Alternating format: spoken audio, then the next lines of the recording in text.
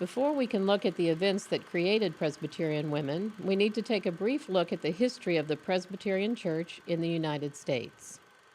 Around the time of the Civil War, many churches left the Presbyterian Church in the USA, PCUSA, to form the Presbyterian Church in the United States, PCUS.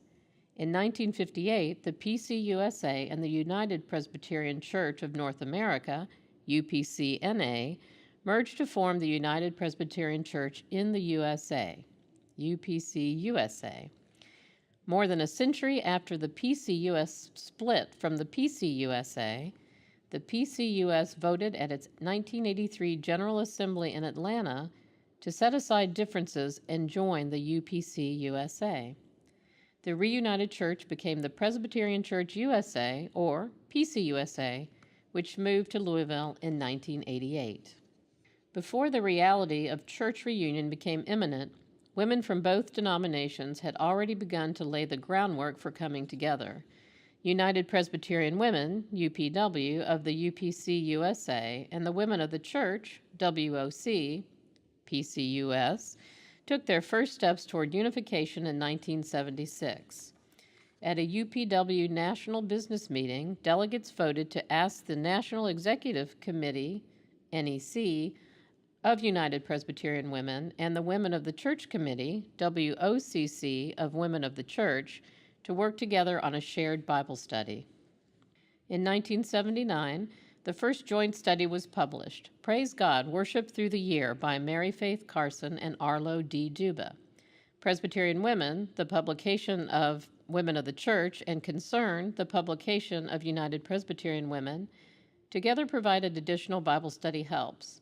Then, as now, doing Bible study together unified and gave meaning to Presbyterian women.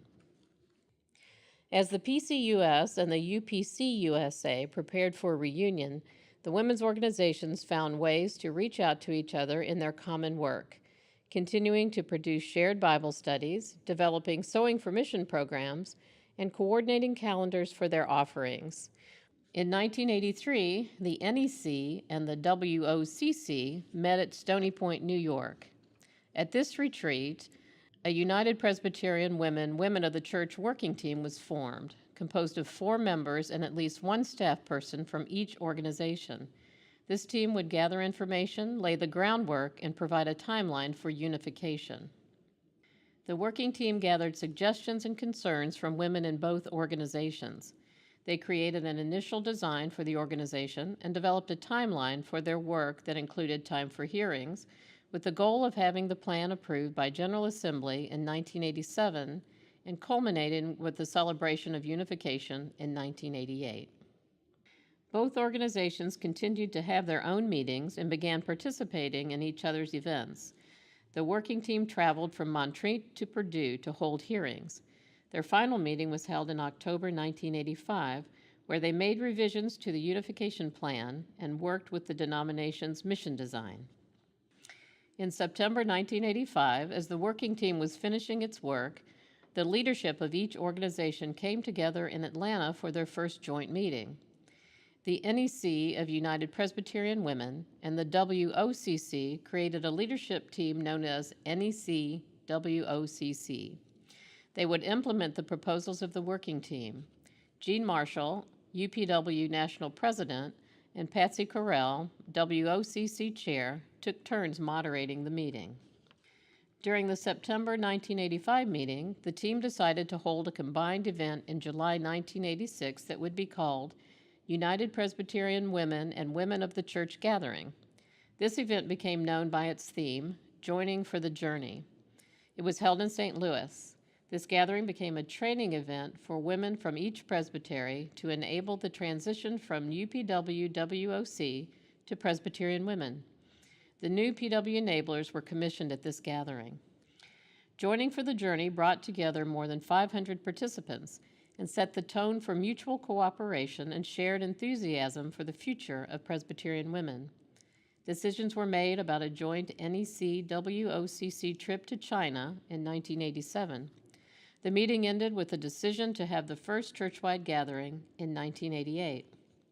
During an NEC-WOCC meeting at Stony Point in September 1986, Jean Marshall, UPW, and Kathy Vaughn, the new WOCC chair, sent a letter to all Joining for the Journey participants that contained a detailed outline for the transition period 1986 to 1988.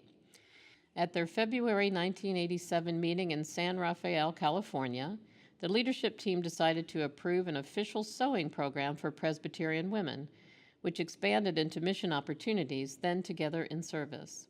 They also prepared a one-page inclusive language guide for the 1988 gathering.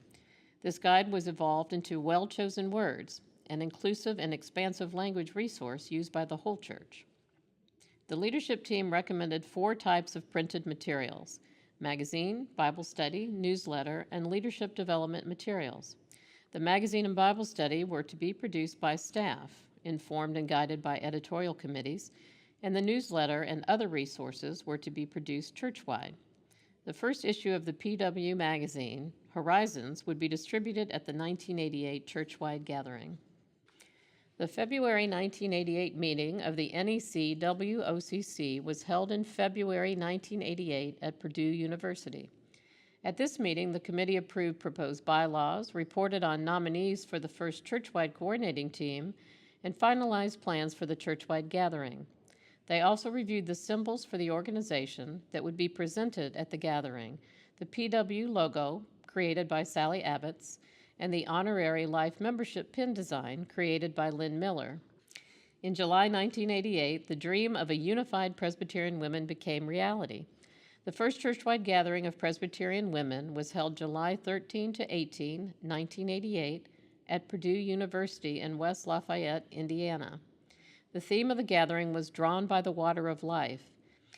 Kathy Vaughn of Women of the Church and Jean Marshall of United Presbyterian Women opened the meeting together in front of more than 5,600 women who gathered to worship, learn, and celebrate. Women from the global and ecumenical community participated in the gathering. There were 87 guests from Africa, Asia, Europe, the Middle East, and Central and South America, and 16 official guests from ecumenical organizations. During the business meeting, Cleta Losi was elected moderator, Emily S. Wigger was elected vice moderator for mission relationships, while Wilda Chu Stevenson was elected vice moderator for issues. The new CCT approved a budget and adopted new bylaws. Horizons magazine was launched, and the new logo for the organization was approved. The PW purpose, the foundation on which the organization is built, was introduced. Women exchanged handcrafted peace Bibles and participated in 80 workshops. Forgiven and freed by God in Jesus Christ, Presbyterian women have carried on the work begun by countless brave and faithful women who went before. More than 2 centuries after the first Presbyterian women in the U.S. gathered to pray and donate their hard-earned pennies to the church, Presbyterian women are organized for mission, advocate for women's full participation in church and in society, have raised millions of mission dollars for projects that support women and children, built hospitals and schools, helped place mission co-workers, and witnessed to the promise of God's kingdom. With pride in our achievements and humility for the work we have ahead, we celebrate Presbyterian women.